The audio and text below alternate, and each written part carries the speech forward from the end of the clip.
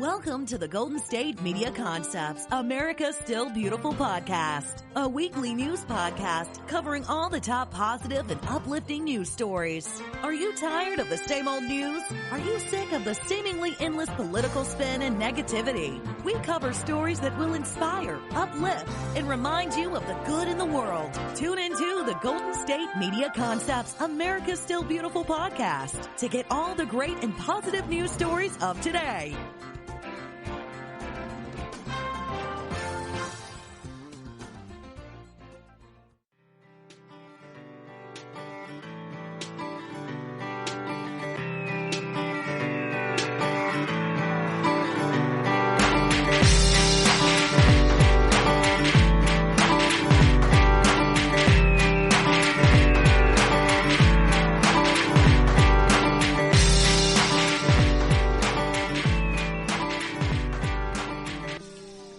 Welcome to GSMC, America's Still Beautiful podcast, brought to you by the GSMC Podcast Network. I am your host, Alyssa Joe. Hello. How's it going today? I hope you're having a wonderful day so far. Welcome to a new week. I hope you're feeling positive and good. I am back to bring you some more all feel-good, positive stories today to hopefully uplift your mood or brighten your day. Like I've been saying in every episode, our world is a little bit chaotic right now, but I'm always here to bring you some positivity and all the good news. So let's just jump right into it. Okay, so my first story is actually about Michael Jordan and his Jordan brand, and they just pledged $100 million donation to organizations dedicated to ensuring racial equality, social justice, and greater access to education. $100 million. Pretty cool. So the statement says, through our Jordan Wings program, we have been focused on providing access to education, mentorship, and opportunity for Black youth facing the obstacles of systematic racism. But we know that we can do more. We must join forces with the community, government, and civic leaders to creating a lasting impact together. So that was Craig Williams, the president of Jordan Brand. He says the past several months have shown us the power of our global community and a passion that transcends cultural and regional boundaries. So the Jordan Brand's responsibility is to support the next generation, they say, and they want to embrace the responsibility. So in the spirit, the mission of the Jordan Wings program is to provide inspiration and access so that the youth can create a better future. The program awarded scholarships to 32 students across North America for any four-year university, and they will join the 1,800 students already funded during the past 6 years in both China and the United States. Michael Jordan released a statement in the wake of the nationwide protests against the police brutality, and this is what he said. He said, "I don't have the answers, but our collective voices show strength and the inability to be divided by others. We must listen to each other, show compassion and empathy, and never turn our backs on senseless brutality. We need to continue peaceful expressions against injustice and demand accountability. Our unifying voice needs to put pressure on our leaders to change our laws, or else we need to use our voice to create systematic change. Every one of us needs to be a part of the solution, and we must work together to ensure justice for all." So he has actually already made donations in the past to help improve relations between law enforcement and the Black community. He pledged $1 million each to the International Association of Chiefs of Police Institute for Community Police Relations and the NAACP Legal Defense Fund. That was back in 2016. And now Michael Jordan and the Jordan Brand pledge $100 million to help out ensuring racial equality, social justice, and greater access to education. Pretty cool. All right, now keep it on that train. So the Chattanooga, Tennessee's police chief has updated the department code of conduct, saying that his officers have a duty to intervene and to report it when others in the department commit acts of brutality or abuses of power. So Chief David Roddy announced these changes this past week, also highlighted existing policy regarding how to deal with force, all in an effort, of course, to address the issue of the improper conduct in police ranks. So the duty to intervene has now been added and codified in the CBD policy. It says each department member has the individual responsibility to intervene and stop any member from committing an unlawful or improper act, including but not limited to acts of brutality, abuses of process, abuses of authority, and any other criminal acts or major violations of department rules and procedures.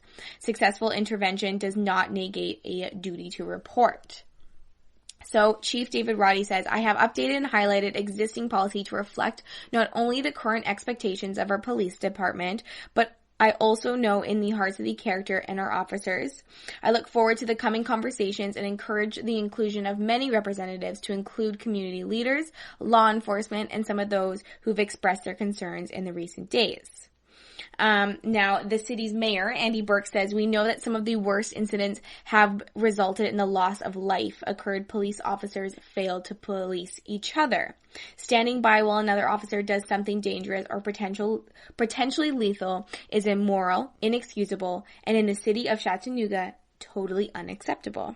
So there you go. Another big difference, another good change happening. Now, my next story is pretty exciting. You might have heard of the Breonna Law, and it has now, so the Louisville, Kentucky Metropolitan City Council has enacted a ban on no-knock police raids. This was after the Louisville EMT, Breonna Taylor, was killed in the night when police raided her home, executing a no-knock warrant for alleged drug possession. So it's called the Breonna Law. It honors the memory of her, the EMT. She was working with a coronavirus patient just the day before this fateful police raid.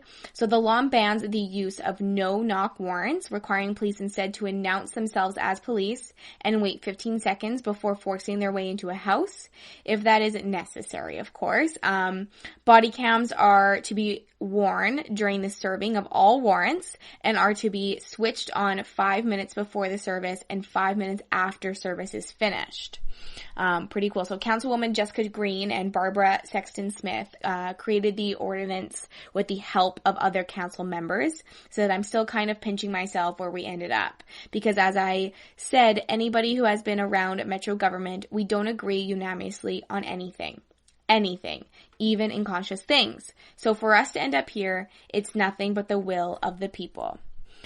This was a 26-0 vote pass on this no-knock police raids in Kentucky. So 26-0, pretty awesome. Penalties for failing to observe the law, including suspension without pay and even discharge under the appropriate union conditions, civil service commission rules, or department work rules. Jessica Holliday, the spokesperson from the Louisville Metro Police Department, says, we respect the council decision. We are committed to changes which address safety and build police community relations. So there you go. That one has been officially passed. Now let's switch over to the other chaotic part of our world right now, the coronavirus. So millions of COVID cases and deaths have been averted thanks to the lockdowns. And they're saying it's one of humanity's greatest achievements. So 2 different teams of researchers have published studies praising international and local governments for preventing additional infections and millions of deaths. Scientists from the Imperial College London and University of California, Berkeley, both published studies on the impact of emergency health measures across 17 different countries. These teams used different methods of calculation for the research. They both came to similar conclusions, which is pretty cool. Millions of lives have been saved thanks to large-scale interventions during the pandemic. So according to the Imperial study, European lockdowns helped to prevent more than 3.1 million deaths. The Berkeley study, which examined infection rates and lockdown measures in China, South Korea, Italy, Iran, France, and the U.S., found that local and national interventions prevented more than 530 million cases. Both of these studies are published now in Nature, if you want to go check that out. But Solomon Heising, the director of Berkeley's Global Policy Laboratory and lead author of the Berkeley study, says, the last several months have been extraordinarily difficult, but through our individual individual sacrifices, people everywhere have each contributed to one of humanity's greatest collective achievements. I don't think any human endeavor has ever saved so many lives in such a short period of time. There have been huge personal costs to staying home and canceling events, but the data show that each day made a profound difference. By using science and cooperating, we changed the course of history. The Berkeley study evaluated 1,717 policies implemented across the 6 countries during the period extending from the emergence of the virus in January to April, and the analysis was carried out by Hussing and the international multidisciplinary team at the Global Policy Laboratory, all working under shelter-in-place restrictions. So this is, it's recognizing the historical challenge and potential impact of the pandemic. It says everyone on our team dropped everything they were doing to work on this around the clock. Today, global cases are nearing 7 million, but the UC Berkeley research suggests that the toll would have been vastly worse without policy interventions.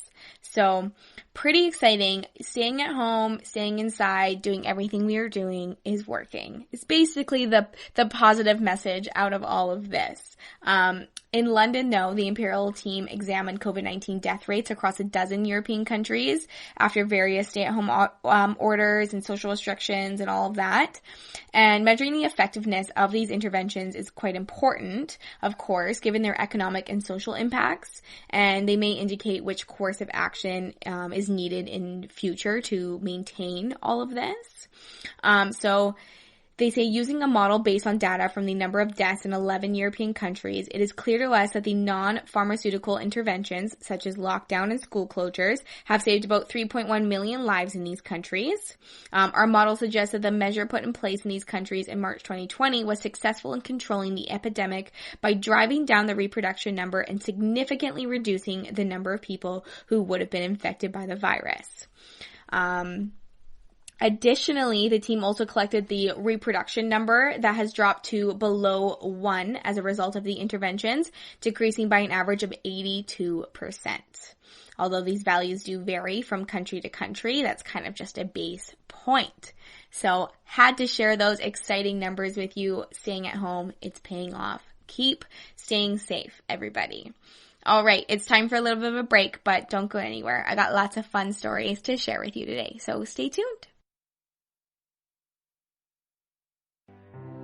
The GSMC Life and Happiness podcast takes you on a journey of exploration. We'll discuss tried and true methods alongside the latest trends of how to best live your life to its fullest and happiest. From psychology to meditation, science to self-help books, the GSMC Life and Happiness podcast will help you to discover what makes you happy and how you can live life being the best you possible. Download the GSMC Life and Happiness podcast on iTunes, Stitcher, SoundCloud, Google Play, or anywhere you find podcasts. Just type GSMC in the search bar.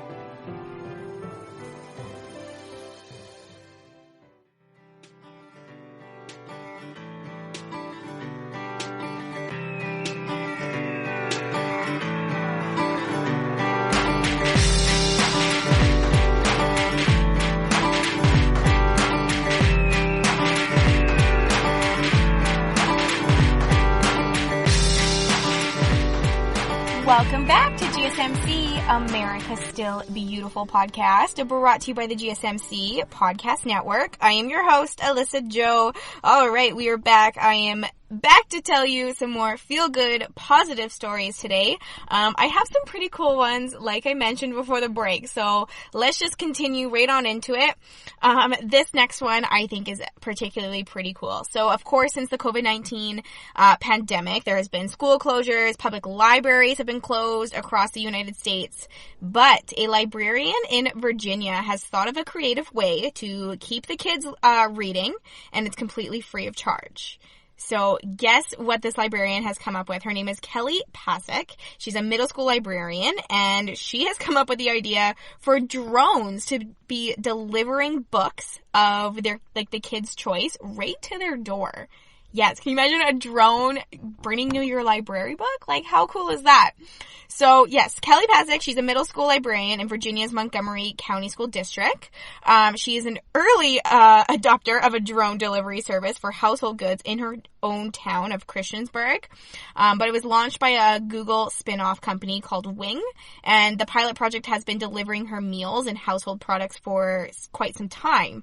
So she decided to kind of connect all of her dots and see how this technology could benefit the children in her district. So this is what she has come up with to basically deliver these students' books right to their door with a drone. So she says, I think kids are going to be just thrilled to learn that they are going to be the first in the world to receive a library book by drone. I think so too. So the commercial drone delivery has been on the horizon for a number of years, as we all know. The Amazon CEO Jeff Bezos was demonstrating a prototype in a 2013 60 Minutes interview, and it was a few projects that have been launched around the world, including in 2016 when Domino's started using drones to deliver pizzas in one New Zealand town. Pretty cool. But Wing, this company, which became the first drone delivery company to receive an air operator certificate from the Federal Aviation Administration to allow it to operate as an airline in the U.S., has been delivering packages weighing up to 3 pounds in Virginia since the beginning of 2019. They're also operating in Finland and 2 Australian cities as well.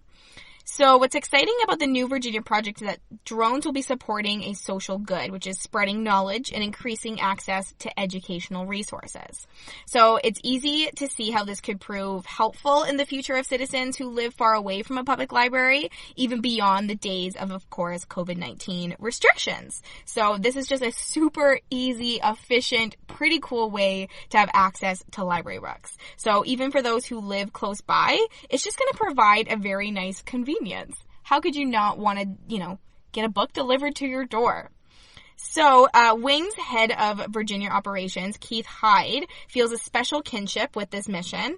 His mother is also a librarian, so the company will start delivering books to students in the Montgomery County School District who live within the Christiansburg delivery area just this week, and the services will be made immediately available to about 600 students. It's pretty cool. They'll have plenty of time to enjoy their books as they won't be due back until school starts in the fall. So lots of time to enjoy their reading. But meanwhile, they hope that this drone delivery will just help get kids more excited about reading. They say, I'm hoping that we will get our students that are already readers and students who are thinking it's going to be really excellent to get books delivered by drone. I think it's just a cool way to get kids excited about reading again, because sometimes it's a little bit hard to do that. But having it delivered to your house by drone, I think that excitement in itself will just help kids get more excited about it. Now, if you have been listening to this podcast throughout the pandemic, I've talked a lot about different people helping out in different ways due to COVID-19, and couple episodes, I believe, I talked about the dogs that were being trained to sniff out COVID-19 in patients, which is just crazy. So now the dogs are helping us beat this crazy pandemic. So there has now been some results from these dogs, and they've had near perfect scores in diagnosis of human sweat samples, these dogs. It's amazing. So basically, the sweat from someone infected with COVID-19, I guess, has a unique scent in a sense. So researchers in Paris and elsewhere believe that it does have this unique scent and that dogs can now sniff it out. So a new study from researchers at the National Veterinary School in Elfort, which is outside of Paris, they trained 8 Belgian shepherds to identify the smell of COVID-19 in the sweat of infected individuals. So the dog's overall success rate was near perfect, correctly guessing an average of 95% of the samples. 4 dogs successfully identified a positive COVID sweat sample 100% of the time. How cool is that? So many of the countries which have had the greatest success maintaining low numbers of COVID cases, numbers have done so, with widespread use of testing. But now using dogs, according to the scientists, would greatly increase the speed at which people could be tested, and they resolved to move forward with subsequent studies in case of resurgent numbers as lockdowns throughout the Northern Hemisphere end. So pretty cool. So for centuries, these authors wanted to note that humans have used their sense of smell as a tool for medical diagnosis. diagnosis, and dogs have been detecting cancer in over 2,000 modern scientific studies. Since the animal's highly developed sense of smell was first used to detect tumors for bladder and colorectal and other cancers in the 1980s, the idea for disease-detecting canines moved outside the field of oncology into research studies for epilepsy, diabetes, and even Parkinson's. So for the coronavirus studies, the authors collected 168 samples of armpit aspiration from COVID-positive individuals who were not in need of significant medical supervision, and they used 18 dogs that had been trained to detect explosive, cancer, and survivals during this search and rescue missions. So jars containing samples of COVID-positive sweat were placed in a line. Funnels were inserted into the jars, allowing the canines to put their noses close to the samples. And then the trials were done with 3, 4, 6, and 7 jars, with only one containing a positive sample. So the results of the first proof of concept study demonstrates that COVID-19 positive people produce a sweat that has a different odor for the detection dog than COVID-19 negative people. So they say in the context here, in many countries worldwide, diagnostic tests are lacking in order to set up a mass detection of COVID-19 in people. So we think it's important to explore the possibility of introducing dog detectiveness as a rapid, reliable, and cheap tool to either pre-test willing people or be a fast checking option in certain circumstances. I just thought that this was such a cool thing. Like I said, I've talked about it in different stories on this podcast throughout the pandemic, how they were getting animals involved and trying to train these animals to actually sniff out COVID-19. But there was definitely some, people that were a little bit skeptical of this happening. But dogs are amazing. They can sniff out cancers, different diseases, and of course now, COVID-19. So the testing can go so much quicker and more people can get tested just more efficiently. And I have to say, getting tested by a dog, I don't know, it's just kind of cool. I just think it's cool. I just think it's amazing the things that dogs can do. It is just super cool to see. Now I want to tell you a story about a teen that cleaned up a city for 10 hours after some protests, and that teen received a car and scholarship as a thank you. Kindness goes a long ways, people. A very long ways. So a high school senior from Buffalo, New York, was dismayed to see the damage caused by the protest in his hometown. He didn't want to waste any more minute worrying about it, though. Instead, he started cleaning up. He started at 2 a.m. and he continued straight for 10 hours. Now his community is rewarding him for his good deed. His name is Antonio, and he didn't give much thought into the positive actions that he was doing. He just wanted to make sure that people would have no trouble commuting to work the next morning after seeing some of the damage on the news. He just wanted to get out there, spur of the moment, and help out. And then when an organized cleanup crew arrived at Bailey Avenue the next morning to begin clearing away the damage, they were pleasantly surprised to see that he had already done most of the work. So word of what he was doing spread quite fast, and the news report was airing on TV, and Matt Block saw the report, and he knew what he wanted to do with a 2004 Mustang convertible that he had previously been reluctant to part with. So he says, I couldn't come to grips with selling it, and this was a good way for me to get rid of it and know somebody that gets it to appreciate it. The car turned out to have more meaning to Antonio than Matt could have ever imagined. I guess Antonio's mother passed back in 2018. She also drove a red Mustang. So this just kind of hit a soft spot for him. Before this week, Antonio had intended to begin attending trade school in the fall with the goal of saving up enough money for college. But now he's been offered a full scholarship to a college, and he was absolutely beside himself when he heard the news. He says, I literally stopped, pulled over, and started crying. His great aunt and his cousin started crying as well. He's involved in many community projects at the church and just various different things, but he is just so grateful for the gifts of help. Above all, he just hopes that his actions have made his late mother proud and inspired others to try to clean up and help their community every chance they get. Spread kindness every chance you get, people. It goes a long ways. All right, it's time for a break, but when we get back, I have a story about PayPal. They are committing a very large amount of money to help out with businesses they're just supporting Black and minority-owned businesses. I have that full story for you, as well as a really cool story about the first United States woman to walk in space, and what she has now done pretty much on the opposite side of the world. She's done something pretty cool. So stay tuned for that. I will be right back. Tired of searching the vast jungle of podcasts? Now listen close and hear this out. There's a podcast network that covers just about everything that you've been searching. Hey! The Golden State Media Concepts Podcast Network is here. Nothing less than a podcast bliss with endless hours of podcast coverage. From news, sports, music, fashion, cooking, entertainment, fantasy, football, and so much more. So stop lurking around and go straight out to the Golden State Media Concepts Podcast Network. Guaranteed to fill that podcast itch. Whatever it may be. Visit us at www.gsmcpodcast.com. Follow us on Facebook and Twitter, and download us on iTunes, SoundCloud, and Google Play.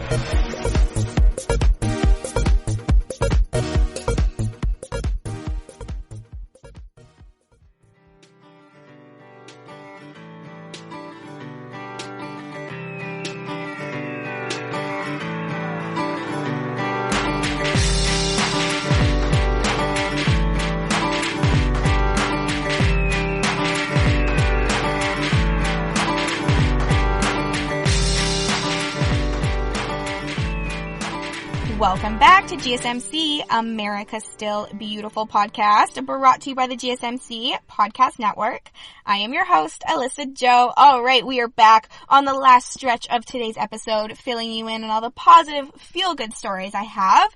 I absolutely love doing this, as you guys know. I always say that, and seriously, it makes my day every time. So let's continue with these awesome stories. So PayPal just announced $530 million commitment to support Black and minority-owned businesses and communities in the U.S., especially those hardest hit by the pandemic.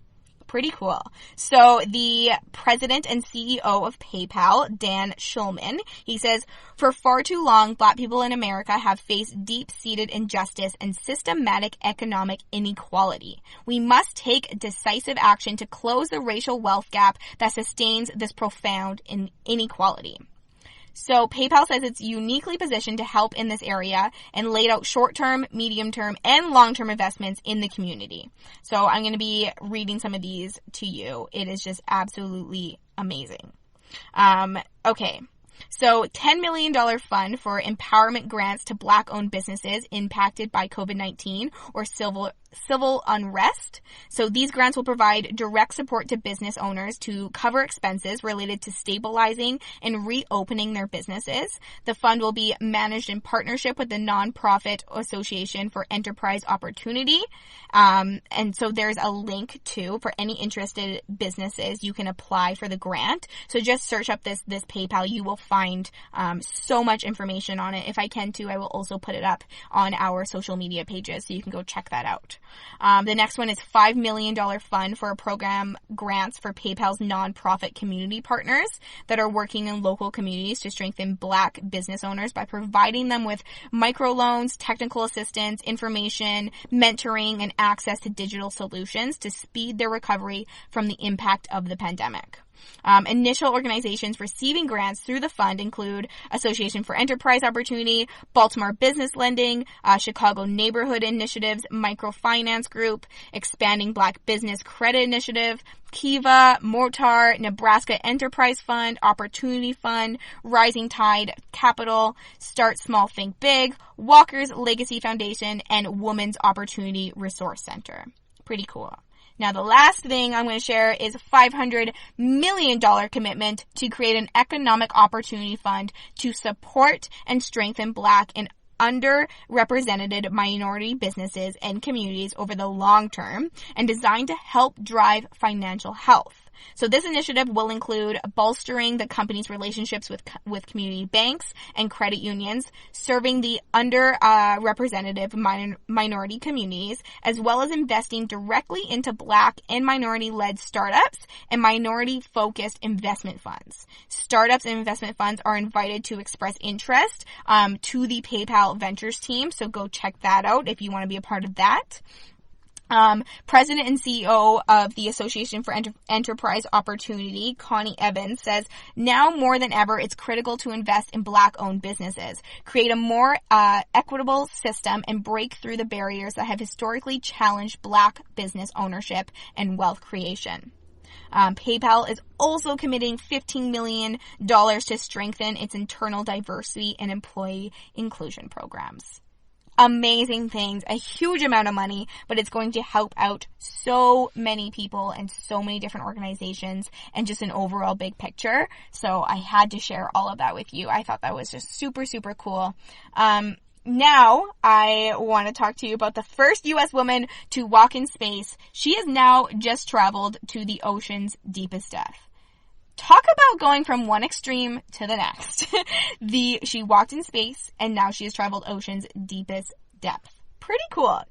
Talk about going from one side of the world to the other side of the world completely. She's become the first human to do both, which is insane. Like, are you... So, basically, the first American woman to walk in outer space has now become the first woman to set her eyes upon the deepest known point on the ocean floor. So scary. So from the International Space Station, 254 miles above the surface of the Earth, to the Challenger Deep, which is about 7 miles below it, her name is Dr. Kathy Sullivan, and she has definitely reached her very high points and her very low points in life. So cool. In 1978, Dr. Sullivan joined NASA as part of the first group of U.S. astronauts that included women. So October 11th, 1984, a veteran of 3 space shuttle flights, she became the first American woman to walk in space. The astronaut has now always been fascinated by by the ocean in general. So she decided to reach for the stars at age 33. She completed a 35,810 foot dive to the Mariana Trench's deepest point at the age of 68 years old. Super cool. So she has literally gone from one extreme to the next. She has lived life to the complete fullest. That's all I have to say. I just think that is super, super interesting. All right, so now to finish up today's episode, I thought I would end with some pretty cool kind of statistics and things that were just kind of put out on the internet that I just think is positive and a good thing to know. I think it's always nice to know these kind of different statistics and studies that they do, especially when it has to do with our mental health and staying happy and positive. So they are saying that taking up hobbies can prevent or reduce symptoms of depression by 1/3, which is quite a lot. So data came from over 8,000 adults over the age of 50, and 72% of those in the study reported having a hobby, and 15.6% were deemed inside the threshold for depression using a national epidemiological scale. So during the period of the time examined from 2004 to 2017, having a hobby reduced the risk of developing depression by about 30%. The effects were observed in both men and women and were consistent in people who had depressive symptoms before the study period began and who developed it after.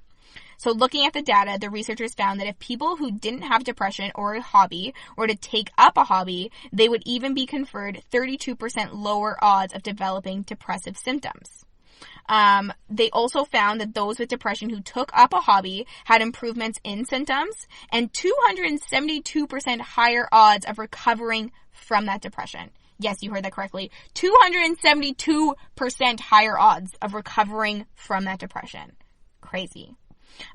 So go out there, start a new hobby, start something new in your life, get something that's new and exciting, because this research is the first which has looked at hobbying over time as a defense against depression rather than at a fixed moment in somebody's life. So the researchers are suggesting this could be utilized as a social prescription, basically. So it's an intervention often needed for those with low to moderate symptoms of depression, for which, a lot of pharmaceutical solutions often prove ineffectual. So if you can do something for yourself and go out and get a new hobby and help your mental health, how easy is that? If you are wanting to get into puzzles or sewing, or maybe you want to get into kayaking. I don't know. I'm naming weird things. But seriously, try a new hobby, try something out, and you have a 272% chance of recovering from that depression if you already suffer from depression symptoms. I think it's worth a shot. I just have to say. Now, lastly, I'll finish up today's episode with the surprising percentage of people who feel happier after spontaneous decisions.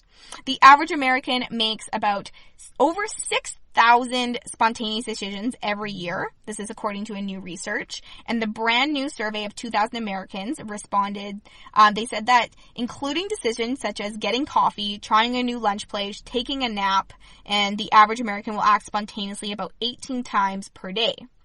And acting spontaneous is apparently a key to happiness, says this study.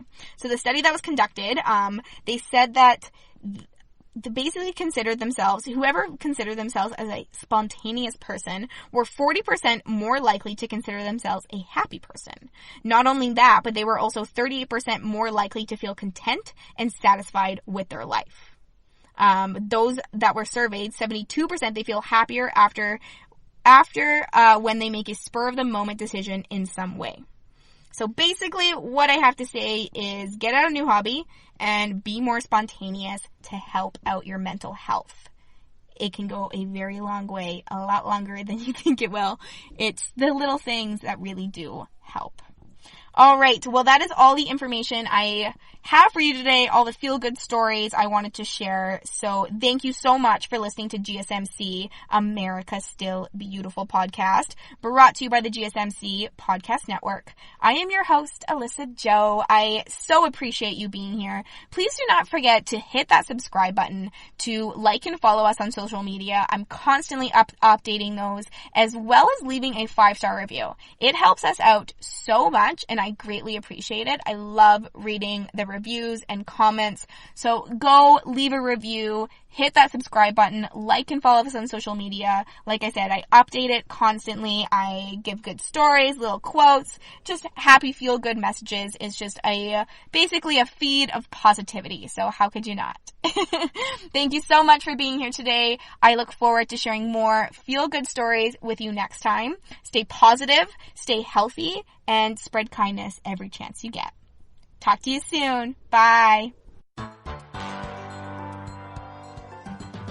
You've been listening to the Golden State Media Concepts, America's Still Beautiful podcast, part of the GSMC Podcast Network. You can find this show and others like it at www.gsmcpodcast.com. Download our podcasts on iTunes, Stitcher, SoundCloud, Google Play, or anywhere you find podcasts. Just type in GSMC to find all of our shows. From the GSMC Podcast Network, from social media news to marketing news, and even weird news, the GSMC Podcast Network has you covered. You can also follow us on Twitter and Facebook. Thank you, and we hope you have enjoyed today's episode of the Golden State Media Concepts, America's Still Beautiful podcast.